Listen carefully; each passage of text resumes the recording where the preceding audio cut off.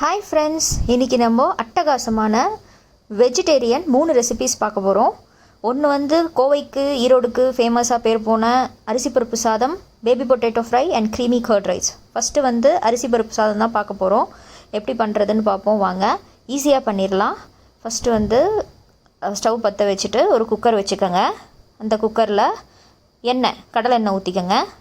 கடலை எண்ணெய் ஊற்றிட்டு கடுகு தாளிப்புக்காக கடுகு கொஞ்சம் போடுறோம். கடுகு நல்லா தாளித்து வெடித்ததுக்கப்புறமா காஞ்ச மிளகா 2 சேர்த்துக்கிறோம். அப்புறம் பூண்டு ஒரு 7 பல்லு பூண்டு, 6லேருந்து 7 பல்லு பூண்டு. பச்சை மிளகா ஒரு 3 பச்சை மிளகா, காரம் வேணும்னா இன்னும் காரம் போட்டுக்கோங்க. கருவேப்பிலை போட்டு நல்லா வதக்கிக்கோங்க. நல்லா அந்த தாளிப்பு சவுண்டு காதுக்கு இனிமையாக இருக்கும். அப்புறம் பார்த்திங்கன்னா சின்ன வெங்காயம், நல்லா ஒரு கை சின்ன வெங்காயம் போட்டு, பெருசாக இருந்தால் கொஞ்சம் வெட்டிக்கோங்க, சின்னதாக இருந்தால் அப்படியே போட்டுருங்க.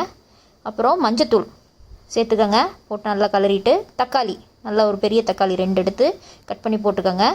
போட்டு கலரிக்கோங்க. உப்பு தேவைக்கேற்ப போட்டுட்டு அதுக்கப்புறமா அரிசியும் பருப்பும் 1 டம்ளர் அரிசி, 1/2 டம்ளர் துவரம்பருப்பு ஊற வச்சு எடுத்துருக்காங்க, அதை போட்டுங்க. அப்புறமா தண்ணி பாருங்கள், 3 டம்ளர் தண்ணி ஊற்ற போகிறோம் இப்போ நம்ம. ரெண்டாவது அடுத்து பார்த்திங்கன்னா 3வது ஊற்றியாச்சு 3 டம்ளர் தண்ணி. அவ்வளோதான். நல்லா இப்போ குக்கர் போட்டு மூடிடுங்க.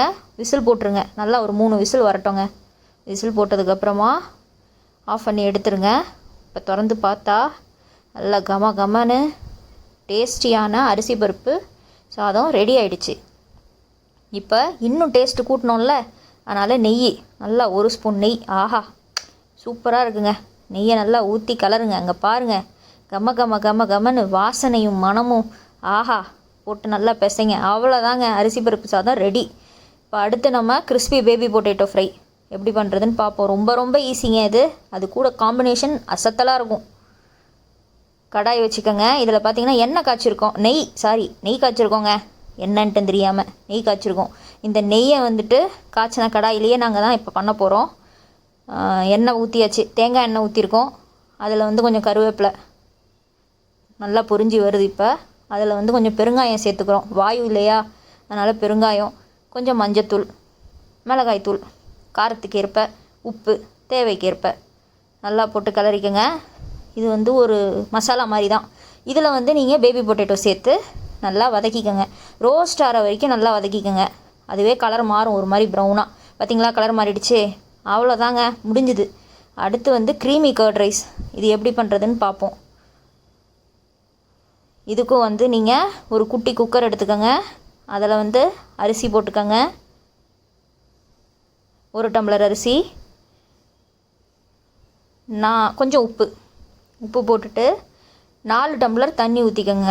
ஏன்னா தயிர் சாதம் இல்லையா, நல்லா குழைவாக வேணும் நமக்கு. அதனால் 4 டம்ளர் தண்ணி ஊற்றிட்டு நல்லா 4 விசில் விடுங்க. நல்லா குழஞ்சி வரும், சூப்பராக இருக்கும். இந்த க்ரீமி பதத்துக்கு வந்து இந்த குழையலான ஒரு சாதம் தான் நமக்கு வேணும். இப்போ மூடி போட்டு நல்லா 4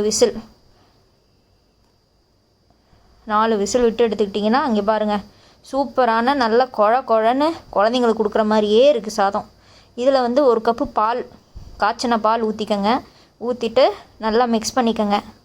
இதுதான் ஃபஸ்ட்டு ஸ்டெப்பு, பால் ஊற்றிக்கணும்.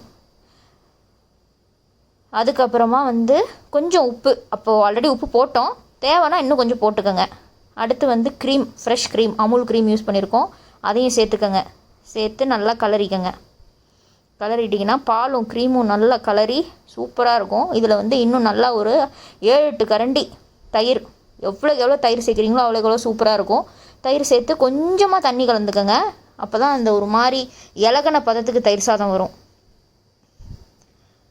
நல்லா திவ்யமாக இருக்குங்க பார்க்கவே. அங்கே பாருங்கள், அப்படி கரண்டியில் எடுத்து போட்டால் அவ்வளோ அருமையாக இருக்குது. இதுதாங்க தயிர் சாதம். இதை ஒரு ஓரமாக வச்சுட்டு இப்போ தாளிக்கணும். அதுக்கு வந்து கொஞ்சம் தேங்காய் எண்ணெய், கடுகு காஞ்சதுக்கப்புறம் கடுகு போட்டு, பச்சை மிளகா சின்னதாக நறுக்கி வச்சுருக்கோம், அதை போட்டுருங்க. அடுத்து கருவேப்பிலையும் பொடியாக கிள்ளி வச்சுருக்கோம், போட்டு நல்லா தாளித்து வந்ததுக்கப்புறமா அந்த தயிர் சாதத்தில் சேர்த்துருங்க. இது அடிஷ்னலாக இன்னும் கொஞ்சம் டேஸ்ட் வரணும் இல்லையா, அதுக்கு நாங்கள் ஆட் பண்ண போகிறது தான் சின்ன வெங்காயத்தை அதே மாதிரி எண்ணெயில் போட்டு, இல்லை நெய்யில் கூட வேணுன்னா போட்டுக்கோங்க. நாங்கள் வந்து எண்ணெயில் போட்டிருக்கோம். நல்லா சின்ன வெங்காயத்தை அதில் போட்டு வதக்கி அந்த தயிர் சாதத்தில் சேர்த்துக்கோங்க. அவ்வளோதாங்க, சூப்பராக இருக்கும். சரியான காம்பினேஷன், அவ்வளோ நல்லாயிருக்கும். பழம் கிழம்லாம் போடுவாங்க, பட் நாங்கள் வந்து இதான் போட்டிருக்கோம். சாப்பிட்டு பார்த்து என்ஜாய்